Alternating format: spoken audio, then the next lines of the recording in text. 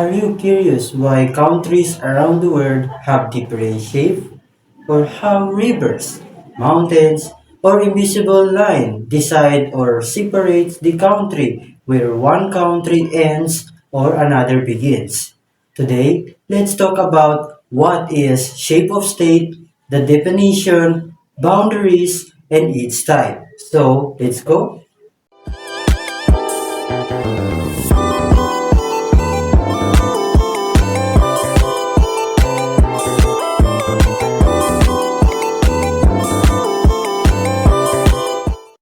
So let us first define what is shape of state. Shape of state is refers to the outline or form of a country on the map.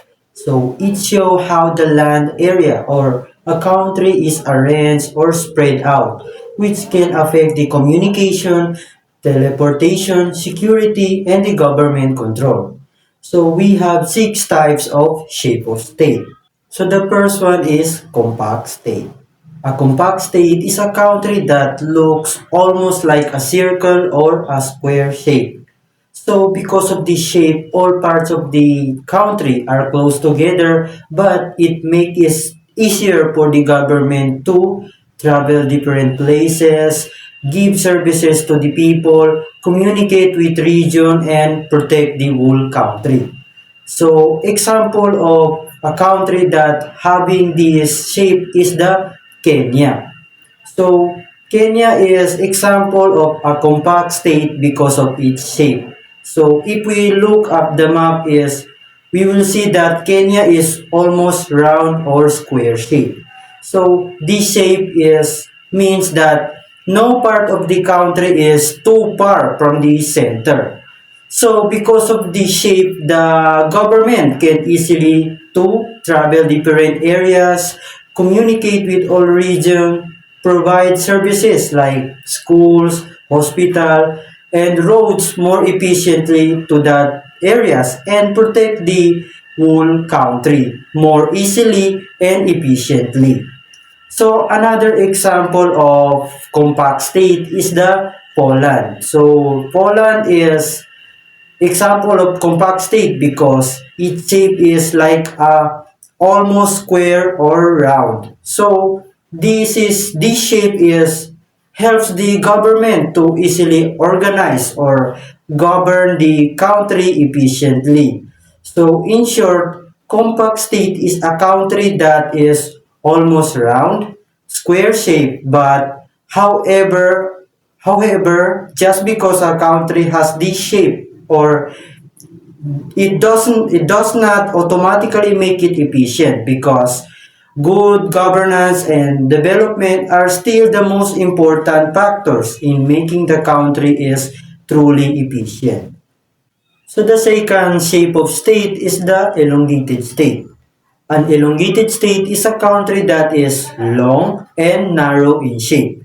So because of this shape, some parts of the country can very far from the center, which is can make the travel, communication, and government services more difficult. So for example, of the country that having this shape is the Vietnam. So Vietnam is example of this shape because if we observe on the map, we will see that Vietnam is stretches long distance from the north to the south. This means that traveling from one end of the country can take a lot of time. So because of this shape, the government may face difficulties in traveling quickly to all areas, communicating with all regions, providing services, and protecting the entire country efficiently. So another example is the Chile. So Chile is an example of elongated state because it is very long from the north to the south but narrow from the east to the west. That makes the transportation and communication more challenging, especially for the areas that very far from the center of the capital of the state. So in short, an elongated state is a country that is long and narrow in shape that make it harder for the government to manage and provide services equally across all regions. However, if the government have good planning, infrastructure, and governance can help to reduce these challenges. So the third one is the protracted state. So basically, protracted state is a country that is mostly compact, but it has a long, narrow extension or is like a tail. So this tail is usually exists to reach important resources or to separate neighboring countries. So for example is Thailand. Thailand is an example of a protracted state because as you can see, Thailand has a mostly compact but it has a long southern extension along the Malay Peninsula. So this tail helped the Thailand to access the sea and resources in that region. So another example is the Namibia. So Namibia is a protracted state that because its main territory is compact but it has a long Camprivi Strip. So this Camprivi Strip is a narrow extension to the east. So this tails allows the Namibia to access the Zambezi River and separate neighboring countries. So in simple means, a protracted state is a country that is mostly compact, but it has a narrow extension for specific purposes. So the number four types of shape of state is the perforated state. A perforated state is a large or independent country that is completely surround another independent country. So the country inside is called an enclave, which means it is fully enclosed by the larger country. So for example, South Africa. As you can see, South Africa is perforated state that is completely surround Lesotho. Try to observe the map. So Lesotho is entirely inside of South Africa. However, it is remain an independent country. So because of this shape, the Africa may need to allow travel and trade for the enclosed country, maintain good relation with the country inside, manage its borders carefully to prevent conflicts. So another example of country that is having this kind of shape is the Italy. So Italy is example of separated state because it surrounds Vatican City, which is very small but independent. So the Italy's territories form a ring around the Vatican City, and the two countries must cooperate on the access or borders matters. So in short, perforated state is a country that is surround another independent country.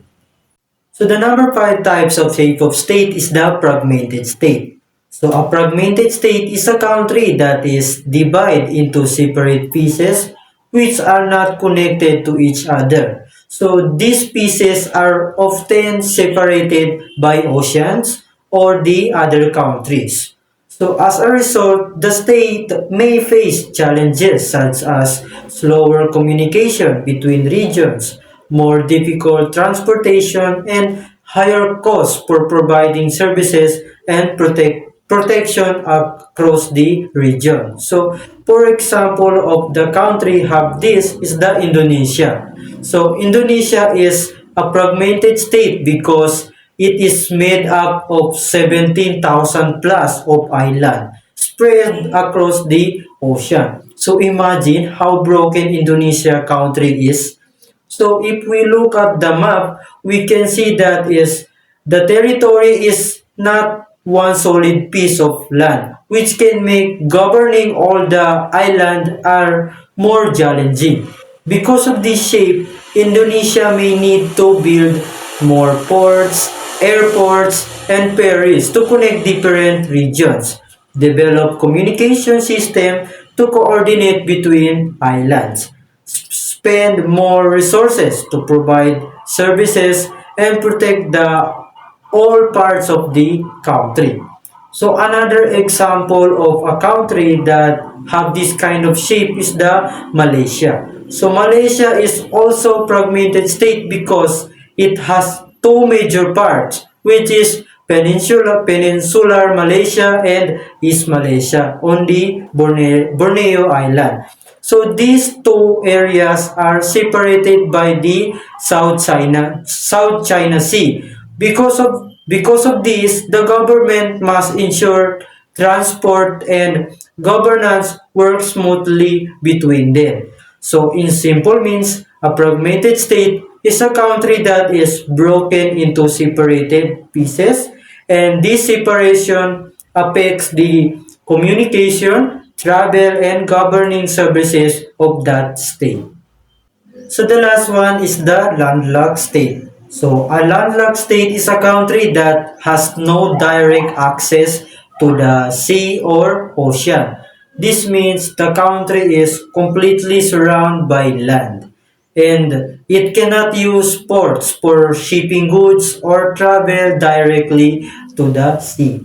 As a result, a landlocked state may face challenges such as more difficult trade because goods must pass through neighboring countries' ports, slower transportation of goods to international markets, and higher costs for importing and exporting goods.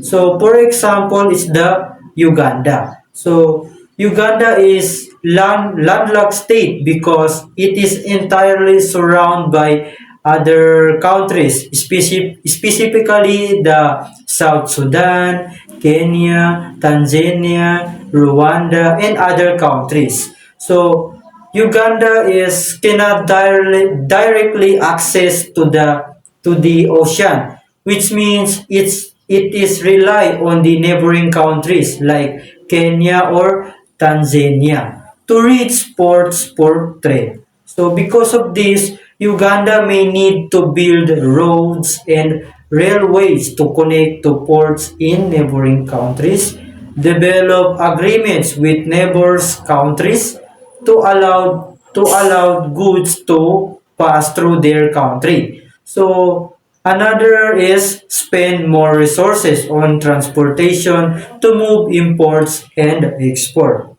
So another example of a country is Nepal. So Nepal is also a landlocked state because it lies between the India and the China with no sea access. So because of this, the government must rely on the neighboring countries' ports to import and export goods efficiently. So in short, a landlocked state is a country that without access to the sea, which affect the trade, transportation, and economic development of the state.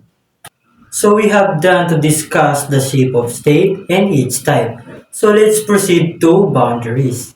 So boundaries are markers or limits on the map that show where one place, group, or territory ends and another begins. So these can be natural features such as rivers, mountains, or sea, or they can be human-made like walls, fences, and drawn border lines. So now you might wonder, why do we even need boundaries? So we need boundaries because it helps us to organize space. They let people know exactly where they are and who manage that area. So they can also help government use resources properly, provide services, and maintain order. So most importantly, clear boundaries prevent conflicts by showing who owns or control a certain piece of land. They even help communities protect their identity and culture. So, boundaries are not just line on the map. They are essential or tools for organization, peace, and good governance. We have two types of boundaries. So the first one is the natural boundaries. Natural boundaries are borders that are created by physical features of the earth, meaning the things that naturally exist in the environment. So this is include rivers, mountains, desert, ocean, and seas. So this feature acts as a divider that separate one place, country, or region from another. So because they are formed by nature, these boundaries are usually easy to identify and can sometimes be difficult to cross, which makes them important for separating territories. So, for example of natural boundaries in terms of river is the Mississippi River. So, Mississippi River is separates several U.S. states such as Minnesota and Wisconsin, Iowa and Illinois, Missouri and Illinois, Kentucky and Missouri, Tennessee and Arkansas, and other states. So rivers is serve as boundaries because they are continuous, visible, and difficult to cross, making them practical dividing lines between territories. How about mountains? In terms of mountain is Himalayas is another example of natural boundaries because it acts as a natural boundary between India, China, and Nepal.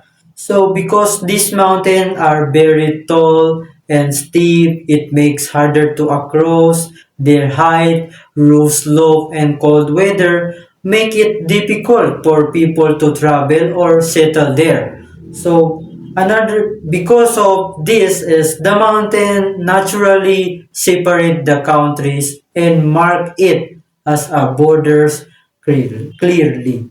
So desert is also another example of boundaries. So for example is the Sahara Desert. Sahara Desert is so large and so hot that it serves as a divider between North Africa and Sub-Saharan Africa. So because the desert is extremely dry, has very high temperature and difficult to cross, it naturally separates the people living in both sides. So this is why North Africa and Sub-Saharan Africa develop different cultures and lifestyle. So the Sahara Desert acts as a natural boundary mainly because it harsh environment creates a strong separation between these two regions. So the another example of natural boundaries in terms of sea is the Mediterranean Sea because Mediterranean Sea separates Europe and Africa. So because of this, it serves as a boundary between Europe and Africa because it lies directly between two continents.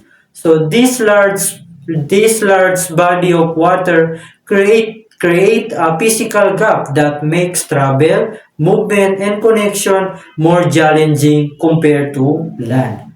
So because of this separation, the Mediterranean Sea has naturally act as a divider of culture, trade routes, and territories throughout history. So it clearly marks where Europe and where Africa begins, making it an important natural boundary formed by the sea. The second type of boundaries is the artificial boundaries. So artificial boundaries are human-made borders created to define the limits of countries, state, or region. So unlike natural boundaries that follow physical features like rivers, mountains, or seas, artificial boundaries are decided through human choices such as political agreement, historical events, or government's decision. So these borders sometimes can marked by physical structure like walls, fences, but they can also exist as an invisible line drawn on the maps that helps organize land, manage resources, and separate different groups or territories, even when the land itself is shows no natural dividing features. Example of artificial boundaries is the India-Pakistan border. So the India-Pakistan border is a clear example of an artificial boundary because it was created through human decision rather than natural features. So during the partition of the British India in 1947, the Radcliffe Commission drew this line on the map in order to separate Hindu majority areas from Muslim majority areas. So consequently, the border became an invisible line that cuts across plains, villages, and farmlands, illustrating that is it does not follow rivers, mountains, or other physical landmarks to separate it. Moreover, that the separation was carried out not only for political and administrative purposes, to establish two independent governments such as India and Pakistan, but also to reflect the cultural and religious differences between the communities. So therefore, the boundary is effectively served to divide people based on governance, culture, and religion. Also, the US-Canada border along the 49 parallel is another example of artificial boundary. The reason is it was created by human agreement. In 19th century, the United States and Britain decided to use the 49 parallel as a straight line to separate parts of the two countries. So these boundaries was established for political and administrative purposes to clearly define the territories of the two governments and prevent conflicts. Moreover, the US-Canada border is the longest international land border in the world, stretching about 8,899 kilometers, including the border between Alaska and Canada. So its length and mostly straight line path demonstrate how artificial boundaries can be drawn for the clarity and governance rather than the following the natural landmarks.